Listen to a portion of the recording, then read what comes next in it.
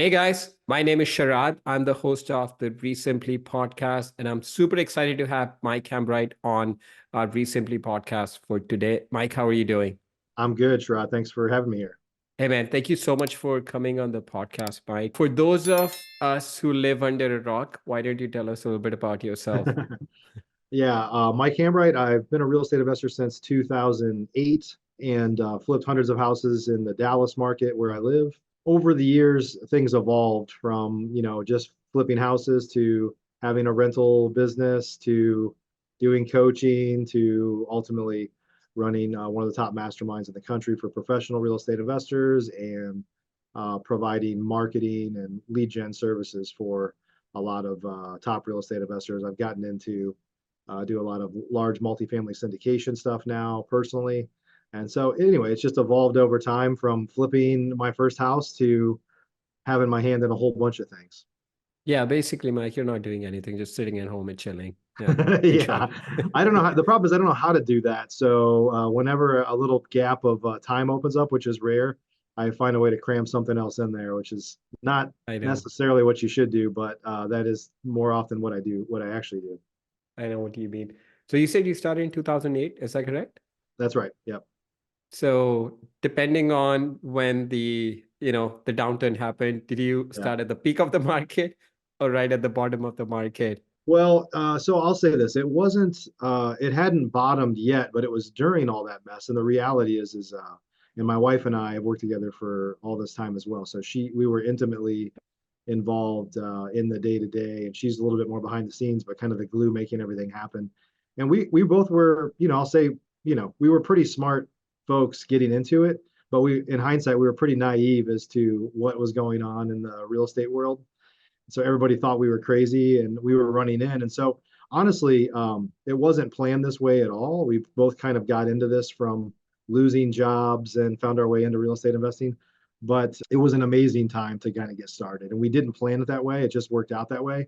The reality is everybody thought we were crazy. Even a lot of, veteran real estate investors like thought it was terrible because the sky's falling. And the reality is we didn't have any bad habits. We didn't have a bunch of like bad inventory that we'd overpaid for. And we were fortunate to get access to some capital up front to help us at least kind of get started. And so, a lot of the issues that people had, we didn't have because we were new. And so we didn't have those issues. And again, we were just really hungry and a little naive. And that was kind of the perfect storm to have a great start. So the reality is we worked really, really hard too. And really our first year, our first calendar year, that is, we flipped like 65 houses in Dallas, which is not typical either, but we just kind of came out of the gate swinging. Wow, 65 houses in your first calendar year. That's Yeah. amazing. Yeah. And probably about three quarters rehabs too. So kind of doing it the hard way, as you know. And so, yeah, that's that we just didn't really know better at the time, but it all worked out. Yeah, sometimes ignorance is bliss, Yeah, you don't have to look at that is someone who's true. doing five deals and like, hey, if I can do five, you're like, yeah, let's just do as many as you can. And you end up doing 65 in the calendar year. So Yeah, what happened after that? I mean, that was like a very interesting time. I started out in 2010, but this was yeah, definitely after things had bottomed out. So I was like kind of starting on the upswing a little bit, but you right. were still on the downswing a little bit. You did 65 houses. And what happened after that? You've scaled, amazingly well since then. Yeah, I mean, we kind of went on to flip probably 50 to 60, 70 houses a year for quite a few years. And then over time, things just evolve, right? We're like, well, I don't think we kept any rentals in our first year or so.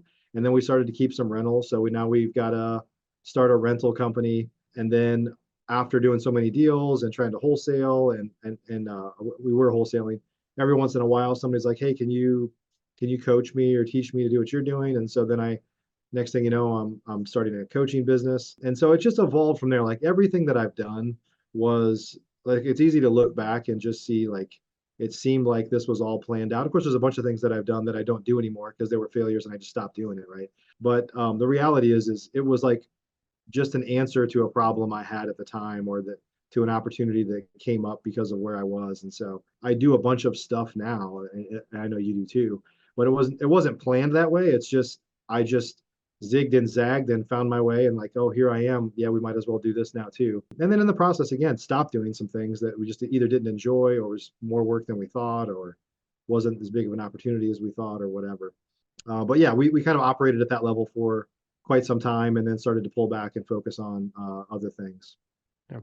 And then from there, so you had some investors like reach out to you in the local area, just seeing you absolutely crushing it, and they approach to you and say, "Hey, can you coach me?"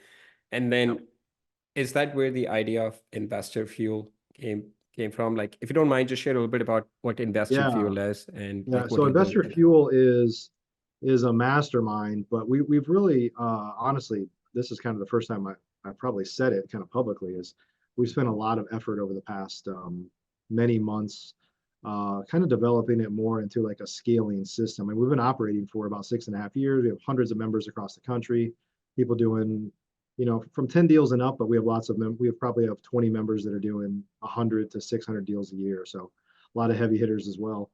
And it's a traditional mastermind, I would say, but we're just because of the market shift in the past year, we know that a lot of people struggled because they weren't necessarily the best operators, didn't have the right processes in place. And so we've kind of evolved to providing a lot more, I guess, kind of tangible scaling solutions for our members. And so, but you're right. I started off by doing a lot of coaching. I've coached thousands of people. Ultimately, I realized after a few years of doing coaching that I enjoyed, and I still do coaching, by the way, but that I enjoyed people that I would kind of consider more of my peer, like people that were professional real estate investors that were doing that full time and not necessarily the people that were looking to get started or do their first deal. I just kind of found that it was easier to help. So one, I enjoyed it more because I'm dealing with people that are kind of just like you. They're willing to go all in. They find something that works and like I'm all in on that, right? Instead of trying to convince people that yes, this works, right? And so I found that being around people that I would consider my peer, I tend to enjoy it more because I learn a lot too in those situations. I'm a lifelong student of everything I do. So then it got to the point so I started the Flip Nerd podcast in late 2013. So we had our 10-year anniversary this last Christmas, and so I was one of the first like 6 real estate podcasts in the whole world. Congratulations. And we ran that for a long time, and we're a little inconsistent with the podcast now. And I do podcasts under the Investor Fuel brand and some other brands as well. But for the first several years, I mean, we've done over 1,500 video podcasts. So we were doing 3 video interview style podcasts a week, which was early. There weren't a lot of people doing them yet, and now there's a ton of podcasts, which is awesome. But my whole podcast was interviewing experts, just like this show. And so very quickly, because we were doing 3 a week, and social media, I know this makes me sound like an old man, but back then, social media just wasn't what it is today. There was social media, but it wasn't anywhere close to what it is today. And so now everybody feels like they know everybody, even if they've never met them, right? But back then, it was pretty common that I'm like interviewing Matt Andrews or somebody like that. And I'm like, who else do you know that should be on the podcast? And there were so few of them, like, it was really easy to find connections to be on your podcast. And so I just was interviewing 3 new experts a week and kind of building my network out of amazing people. And for me, it was a combination of realizing with the mastermind that I got to hang out with a lot more people that were operating at a higher level and being around people that kind of inspired me and things like that. And so that's kind of really how it started. It's clearly evolved since then. But it was a way to kind of do networking on steroids, really. Right. Yeah, I mean, for those of you guys who haven't checked out Investor Fuel, highly recommend. I was blessed to be part of it for a year. Then I moved out of the country. I'm back. I have kids, so I don't like traveling. That's why I'm not part of any mastermind. But it's absolutely the community that you built at Investor Fuel. We have several Investor Fuel members that are using recently, and they have nothing but great things to say about Investor Fuel. So you've done absolutely fantastic job at that. So you bring on investors in, you're building a community in Investor Fuel. How is it that helping, you know, I know for me, when I joined, my fear was, hey, I'm going to join this community. I don't want to share my secret. I'm sure everybody has that. I mean, there's some people that have overlapping market. Like, how do you deal with that, with that mindset? Yeah. I mean, a part of our culture from the very beginning is to just come in as a giver and give and you'll get back. And so every once in a while people have some concerns with that, but for the most part, people often might come into a market and there's a couple of heavy hitters from the same market and they find ways to do deals together or collaborate or share. I think we just have a very abundant mindset for the most part. So we don't have a tremendous amount of crossover of like, a ton of people in any one market, even though like I'm in the Dallas Fort Worth market. I mean, we might have a couple members from DFW, but there was a time in the past where we had several heavy hitters here and they all wanted each other to be in there. Like, I had a cap at that point. I was only allowing 2 people per geographic market. And they were like, hey, can you allow this third person in? Because we like them and we do deals with them. And I was like, if you're cool with that, I'm cool with that. And then the three of them conspired and came to me and said, hey, we want to let this fourth guy in. I was like, okay, that's cool. So I feel like, we just try to use way more of an abundant mindset of learning and growing together. And you start to realize that there's not a lot of secret sauce in the industry. It really comes down to being great at execution, right? And Absolutely. so even if somebody like if you went and told somebody all the secret sauce from Resimply, it's going to be nearly impossible for them to create that, right? And so we just kind of operate from a place of abundance and just say, hey, it comes down to execution ultimately. And so, yeah, you're going to share some knowledge that maybe you're a little sensitive with, but you're going to pick up so much in return that it more than offsets the fact that you're sharing that. And what we found is a lot of people, especially on their very first mastermind meeting with us, because we meet quarterly and we actually have events every single week now, training events every week. But a lot of people that come in have their what we call a hot seat presentation, they have their presentation to give, and they feel like they got so much value that they're asking, can I revise my presentation because I want to make it better? I didn't realize how much I would get and I want to share even more, So that's a pretty common situation. Yeah, that's definitely like you're 100% right. That's what I realized. I'm going to be honest. I came with a little bit of scarcity mindset. And once I saw how much everyone was sharing, then you start realizing the more you actually give, the more you're going to get. And you're Yeah. not giving with the intention of, with the, hope of that you're going to get something back. But that's just how it works. The more you're giving, you're going to attract more givers to you in your life. So it was Yeah. absolutely fantastic being an investor for you. And then you mentioned like a couple of times that the biggest challenge that you notice investors have is with the execution, right? And Yeah. then you are kind of, pivoting a little bit, if I could say that, in investor fuel and helping investors scale up their business, the right way. Well, what are some of the things that you're doing? What are some of the challenges that you notice with the investors? And, if you can share that.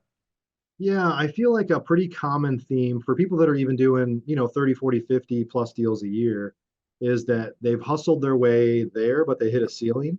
And it really comes down to the team at that point. Like you really have to build out a team I mean, most people got into this wanting financial freedom, and then they get that, and then they realize, well, what I really want is time freedom, and they don't have that, and that is the struggle. Is like you could be making a lot of money doing 30, 40, 50 deals or more a year, but you're probably working your tail off, or if you go on vacation, you're on the phone all the time or whatever, right? So what we've installed recently over the past 3 or 4 months, we've rolled out.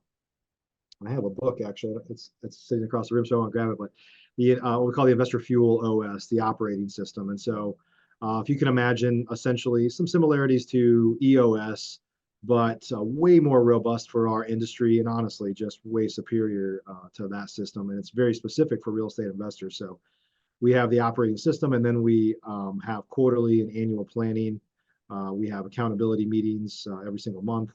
And so we have a whole system around holding people accountable because a lot of folks that operate at this level, they find ways to dodge accountability is the real issue. So we have the operating system, and as we speak right now, like literally, I've never said this publicly anywhere. We're rolling out a very robust kind of where we create a blueprint for people up front. They basically go through a series of 7 surveys, lots of detailed questions where we're asking them about every department of their business, what their challenges are, what their struggles are, where they get their education from, a lot of things, right? And then a series of a couple of calls, and we're just pumping out. In fact, we just had our first 7 beta testers join today that are members inside of our group, where we're building out probably a 40 to 50 page blueprint for them to operate their business for the next year, with recommendations on exactly how to fix all the holes in their boat. Because what we found is a lot of real estate investors, and probably a lot of entrepreneurs overall, they have a marketing and sales pipeline or their whole business, but there's just lots of proverbial holes in the boat, right? And so this is a chance for us to tell them where the holes are, provide training and support around each of those areas, and provide a level of accountability unlike anything else that's out there, including their entire team. Like, bring your team into the mix, and we're going to help fix all these holes, fix all these systems and processes for you. And there are scaling systems out there. I mean, there's nobody doing what we're doing now, what we're rolling out, but there are other scaling systems that are, easily charged $25,000 to $50,000 a year. And as of right now, we're just giving this away to all of our members as just a bonus. And so just trying to find ways to add a tremendous amount of value and create customers that, just can never imagine leaving. And honestly, we have a tremendous amount of people that have been with us for 4, 5, 6 years and have probably no plans of leaving, which is awesome. So Yeah, no, that absolutely goes to show what an amazing community you've built. And it's incredible of you to give this value for free, for anybody yeah, that's part of the investor fuel community. And you're right. I mean, I think what I've noticed in my experience, I correct me if you disagree, but it's easy to like get to 10, 15, 20, 30 deals a year without really having a system. And then right, even getting to that level, there's so much money you're leaving on the table by not operating the best you can. yeah, And people get so focused on the top line number. They look at, oh, I want to do 30 deals, I want to hit 7 figures in revenue. And I always ask them, would you rather have $1 million in revenue and only have net income of 50,000, or would you rather have a very lean, efficient business and only make 700,000, 800,000 but have right, like 200, 300, $400,000 worth of net profit? They exactly. don't, it's amazing how many investors don't look at their bottom line. They're just so focused on top line number. Right. And I think there's a lot of like little things too that people do that are like, you were so close to being excellent at this, but you stopped a little bit short. And it's not like if you're 80% of the way there, you might only get 20% of the benefit. Like, that last kind of push will Yep. push you over the edge at being excellent at follow up or excellent at recruiting and training salespeople. So, for example, a lot of people in the industry it's easy to throw money, like guys like us are folks that you and I work with a lot. It's real easy for them to convince them to throw money at something. So they might be really good at hiring people, but they're not so good at training them and onboarding them. And so what tends to happen is I'll talk to somebody like, yeah, I just hired a new acquisitions guy. We're really excited. He sounds great, blah, blah, blah. And then like 3 weeks later, like, no, I just fired him. It wasn't working out. It's like, well, was it him or was it you? Like, and so a lot of us are just like making decisions. Like, we're just kind of flying by the seat of our pants. It's like, let's put in place an onboarding program, a 30, 60, 90-day kind of program to make sure that you're giving that person all that they need to be successful, because if they fail, you fail, right? And so you want them to be successful. And so I think there's a whole bunch of folks that are in my group and groups like mine that are almost there and they just can't push through. And honestly, I'm guilty of this too. Like, I'm not a great manager of people. Like, I'm probably a great idea guy. I'd be like, I'm kind of like the grandparent version. Like, I can consult and tell you all these things, but in terms of managing my own team, I'm not great, because I just want people to do what they're supposed to do, and I shouldn't have to inspire people to to work for me. And I have a lot of people that work with me for a long time, but I'm just saying, I think a lot of real estate investors were kind of cut out of the hustler cloth. Like, they worked really hard to get where they are, and it's hard to say, I need to hand this off. It's like, I'll just do it. I'll just do it. I'll just do it. And we can't do it all. And so I think a lot of us are not necessarily great managers. We have to kind of build that skill to be better, which only helps us get our life back and that freedom back that we want ultimately. No, absolutely. You're so right.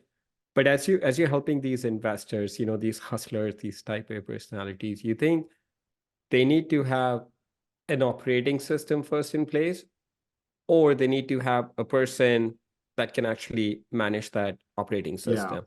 No, that's a great thing. That's one of the first things that I typically advise. In fact, I was working on some training for this today. Based on where you are in your business, you usually need to bring in, if you don't have it, it an assistant, an executive assistant, and then ultimately an operations lead. I know real estate investors are real quick to hire a COO, and there's like, well, there's only three people in the company. Do you really need a COO? Like maybe it's a manager of operations that you call them or a director of operations. But there's no doubt, not everybody, but there's a lot of people that are in my circle that are more of the visionary type, and so tend to be more of the hustler, great at sales, great at working with people and stuff, but not necessarily the most detail oriented, right? And so that usually is one of the first things that people should do, or that we kind of advise, is like, we're going to tell you a whole bunch of things that you should do, but if you're not capable of executing those things, you need to bring the person in that can do those things for you. And so, even back to what I was talking about a moment ago with hiring, it's like, look, if it's just a revolving door in your acquisitions department or other parts of your business, like maybe you just need to get really good at hiring one person that can then do all those other things. And I'm the same way. When I brought in, for a couple of my companies recently, we brought in operations leads, whether it's kind of a director of operations or COO, and it's just revolutionized everything because we were willing to pay more than we ever thought we would and bring in some amazing talent. And it's just amazing the impact that has on your business of like, holy cow, that person is like way more productive than I ever imagined because this is what they do. Like this is their strength, you know? Yeah, 100%. I think sometimes it's our ego that tells us that, hey, this is something I'm doing in my business. No one else can come in and do it better than I've been doing. And it's amazing. I have like some people that I've hired at my business. You bring them in and they just take you to the next level. And Yeah. they're so good at doing what they're doing. You'll be amazed. Like you could have never ever been as good as what they're doing, in the role that you give them. And just Right. having the right people in the right seat just makes a world of difference. Yeah, and I think the key is like for us as real estate investors, like everything we do is cheap. Like we're trying to find Oh my God. cheap contractors, cheap materials. I'll drive across town and spend $500 of my time to save, 20 cents a square foot on tile or whatever, right? And it's like when it comes to people, this is just, me evolving over time, is like there's a couple things you shouldn't cheap out on. And really good people is one of those things. When you find really good people, you need to take good care of them Yeah, absolutely. because I've noticed the there's a same huge thing. difference. Like even with virtual, I have across my companies, we have like 80 virtual assistants or something. There's a massive difference between $4 and $6 an hour. I know that seems like 50% increase. It's like, yeah, but they can perform at like 4x the other Yep. person.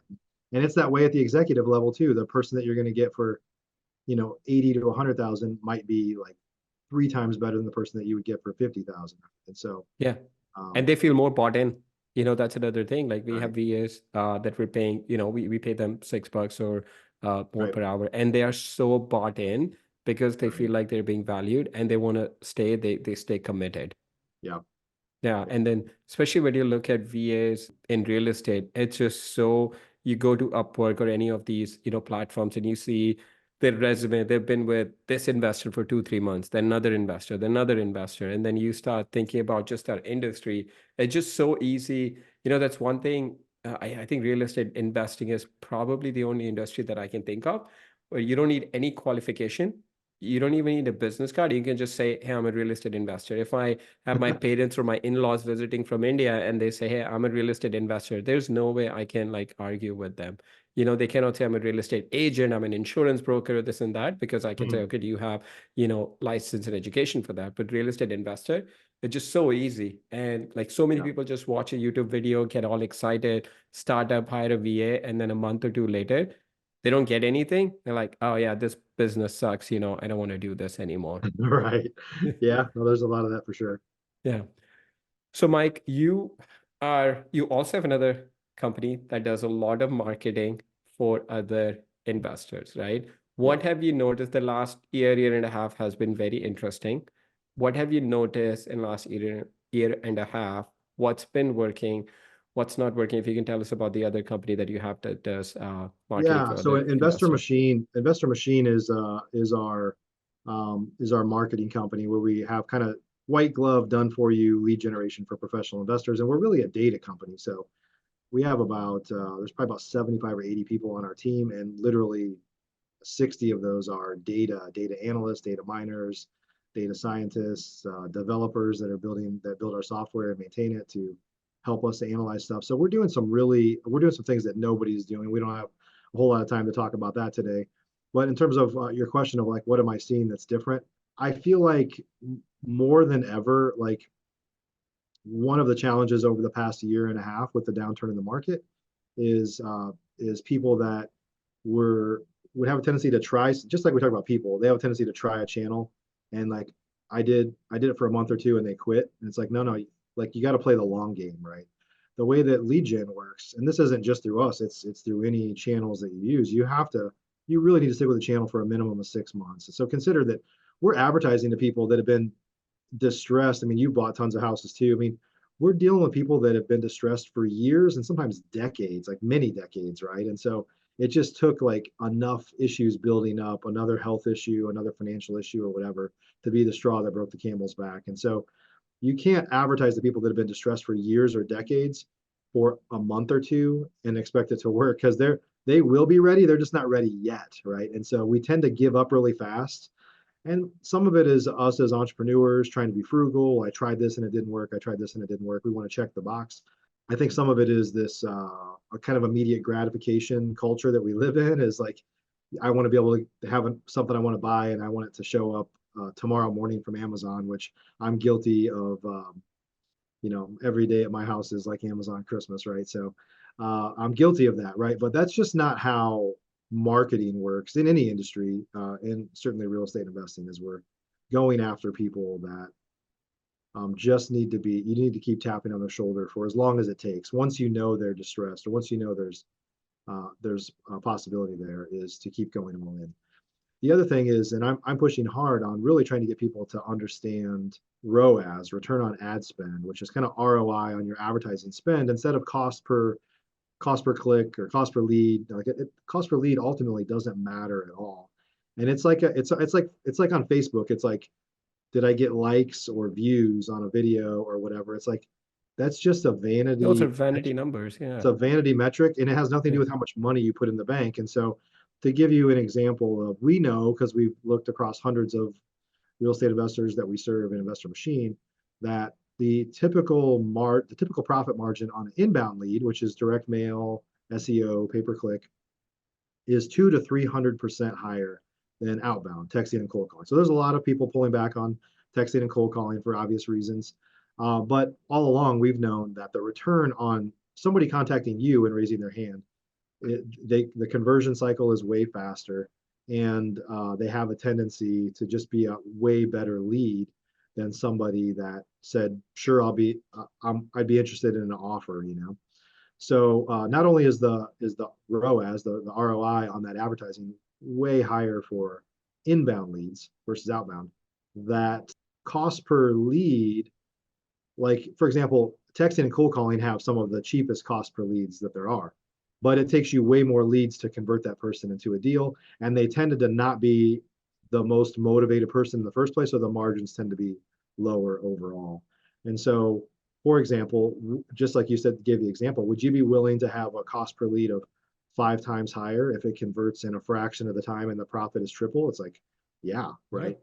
And so let's look at how many dollars do I get back for every dollar I put out, and who cares about cost per lead or even cost per closing, right? Yeah. It's just really is like, when I put a dollar out, how much do I get back? And be willing to kind of play the long game of focusing on an advertising channel for 6 months or more.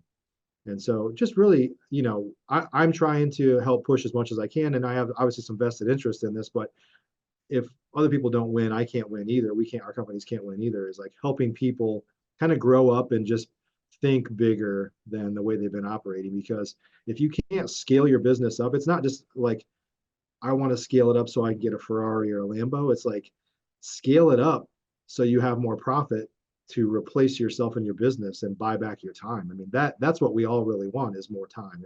Maybe you want a Lambo, that's fine too. But really the point of scaling is to be able to use those resources to buy back your time. Absolutely. Yeah, it's funny that, when we get a lot of investors ask us recently, hey, what's the marketing channel that I should start out with? We say we look at all the data, how investors closing, every single marketing channel that you can imagine, investors are able to close every single one. Right. But if you're going to start out with one, start out with the one that you can stick with the longest, at a minimum 6 months. If you're going to do direct mail 1 month, cold calling next, SMS, then nothing is going to work. You may get lucky here and there by getting a deal, but in the long term, it's never going to work. So minimum, we say the same thing, 6 months minimum, and then you consistently want to market to them. Yeah, Yeah. it just people get so crazy about the best, font for the postcard. I'm sure there are some, things that go into it, but even Yeah. if you're just going to do one mail drop, how does it even matter? Well, then the problem is a typical investor, and this is probably true of all entrepreneurs, will in their mind say, I tried it and it doesn't work. Yeah. And you say, it's just like every channel does work, right? Like you said, you have to stick with it long enough. Now, some work better than others. And one of the things that we've realized over the past year as well, because for Investor Machine is coming up on our 5 year anniversary this summer, and for up until even just a few months back, 6 months back, we were pretty much all data and direct mail management. And now we offer SEO, pay per click, Facebook ads, and several other channels. It is the reality that when people, because I get asked all the time, what's the best channel? And I was biased for a long time because we pretty much were a direct mail provider. But the reality is all the channels work together. So like imagine Coca-Cola like said, we're only going to advertise on movie theater ads, right? Like we're not going to do TV, we're not going to do this, we're not going to do that. It's like just think of every company that is crushing it in whatever they do. You need to have an omnipresence Yep. approach. Now, your budget might not allow that, but as you grow your budget, the reality is I know that Facebook or that well certainly Facebook ads or pay-per-click ads and SEO, they all benefit from direct mail and TV, right? Because what would you do if you got a postcard in the mail that said that Yeah. you Go to wanted some Google. big decision? You would go Google it and look for Yeah. them. You would go Yeah. research it online, and that's how anybody that makes big decisions, not anybody, but a lot of people work. And so they tend to go online and look for those things. And if you're not at least buying your keywords, your branded keywords for your company, they're more than likely you paid to generate a lead, they went online to find you, and they found your competitor, right? And that's why some people are able to be successful just by focusing on a few channels, because really it's other people that were driving traffic to them that were just kind of advertising for the industry, right? And so all these channels work together, and so they all feed each other. I mean, people could go find you online. And one of the things that we do is now we can hit them with mail. So we tag their IP address and we can start to mail them, right? And they're like, oh, it must be fate. It's like, well, a little bit of science in there too. Yeah. And so we can run campaigns for people across all these channels to fit their budget and kind of have the right game plan to hit their goals. But that really is where kind of the bigger players in the industry are going to way more of an omni-channel presence and not trying to focus on any one channel. And then with, all the regulations that we've had around SMS, and it's slowly starting to impact cold calling also. Right. If someone came to you and said, Mike, I'm willing to stick with any marketing channel for 6 to 9 months at a minimum. I want to be consistent, but I want to see some results. Which marketing channel should I start with? Which one Mhm. would you recommend? So we still generally recommend direct mail because it's the easiest to target people. So we go into counties and we pull data for that's specific to that county, and then we stack it all up and we have a whole scoring system and we have a whole software system that allows us to predictively model who's going to sell next. So direct mail really, in my opinion, should be the foundation of most real estate investors' businesses, and it's easy to scale too. Like some other channels are much harder to scale. You can't just go double your. It depends on what you're spending, but it's harder to just go double your pay-per-click budget in a market because you start to just outbid yourself and things like that. So, but what we really look at is, and I think, I don't think of us as an agency, but a lot of people might put us in that box. The typical agency is basically just saying, what's your budget? And we'll spend it for you. And we're like, hold on, let's spend some time understand what is your goal? What are you trying to accomplish here? What is your average close rate? Like we're looking at the whole sales pipeline. Do you have, because what happens is If you think of what has to happen from the time a lead is generated to the time an investor puts money in the bank, it's like, well, you have to be great at answering the phones. You have to answer it, ideally 100% of the time live. You have to not over screen and be great on the phone at scheduling appointments. You have to attend those appointments, and you have to do some things to make sure that the person that you're meeting with minimize their chances of being a no-show. You have to be great at making offers that might include creative offers like sub twos and novations to squeeze as much fruit as you can out of the lead you generated in the first place. You have to be great at dispositions and transaction coordination, all those things. And what happens for the typical real estate investor is they're not great at all those things, and then they say, hey, the leads suck. It's like, no, the leads worked.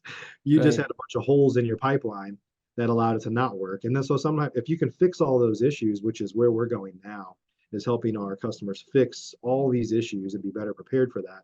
Miraculously, the advertising works better, their ROAS goes through the roof because they're doing other things that have leakage in kind of the pipeline, right?